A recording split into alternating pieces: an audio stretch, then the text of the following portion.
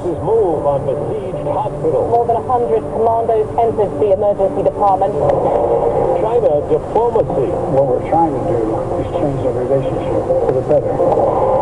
Shutdown averted. We're bringing common sense back to the nation's capital. Good morning. I'm Steve Kathan with the CBS World News Roundup. Israel says its forces have entered the Al-Shifa hospital complex in Gaza, saying it's carrying out targeted raids against Hamas. CBS's Rami Inocencio says it comes after U.S. intelligence supported Israel's claim that Hamas has a vast tunnel system under hospitals for weapons and hostages. For nearly 2 weeks, Israel's military has made its case to the world for targeting Al-Shifa. Now they are inside, says Colonel Richard Hecht, Israel's military spokesman. When we entered the hospital, there was a slow engagement with Hamas gunmen. What happened there?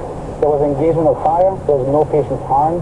We only responded to an engagement when we entered. It was outside of the hospital. Israel claims the Hamas command center lies beneath, which newly declassified U.S. intelligence report claims the Hamas denied. So we had intelligence to take care of potential Hamas infrastructure inside the hospital. More than 2,000 people are still believed to be inside, says the World Health Organization, including dozens of newborns. Yesterday, President Biden said he believed a hostage release in Gaza would happen without offering specifics.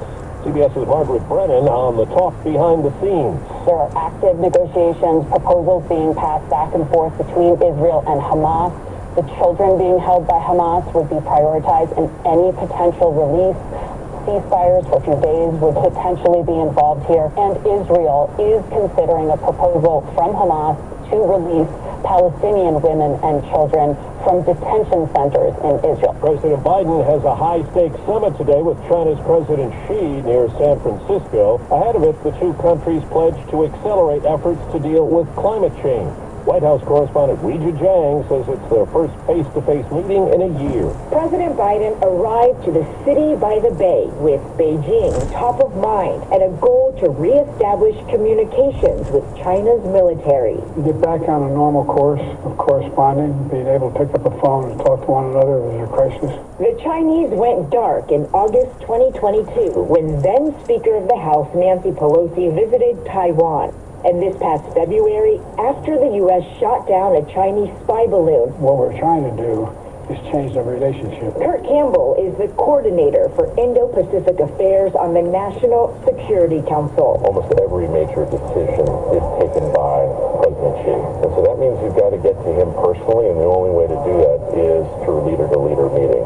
Republicans and Democrats in the House came together yesterday to pass a funding bill to avert a government shutdown. Senate passage is expected. CBS's Nicole Killian is on Capitol Hill. The bill is passed. The House overwhelmingly voted in favor of a two-step bill to extend government funding through early next year. More Democrats supported the measure, with 209 backing it, along with 127 Republicans. The vote capped off a chaotic and contentious day on Capitol Hill.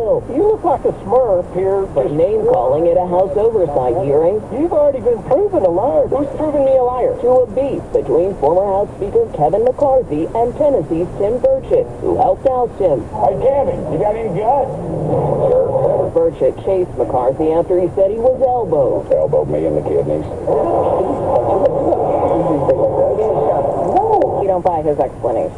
No, ma'am. And over in the Senate, former MMA fighter and Oklahoma Republican Senator Mark Wayne Mullen almost came to blows with the president of the Teamsters Union. We can be two consenting adults. We can finish it here. Okay, that's fine. Perfect. You want to do it now? I'd love to do it right now. Let's stand your butt up then. You stand your butt up. Oh, hold it. Oh, stop it. You know, you're a United States Senator. Okay, sit down, please. A new federal report out today analyzing close calls at airports finds underfunding, short staffing, and outdated technology are all contributing to the issue. It calls for urgent action to boost safety and cut down on significant flight delays. Las Vegas police have arrested 8 high school students in the deadly beating of a 17-year-old classmate earlier this month. Police say it began as a fight over stolen headphones and a vape pen. It's 4 minutes after the hour. Well, that's today's news. I didn't hear any good news, did you? I didn't think so. I guess it's all about perspective. The glass is half full.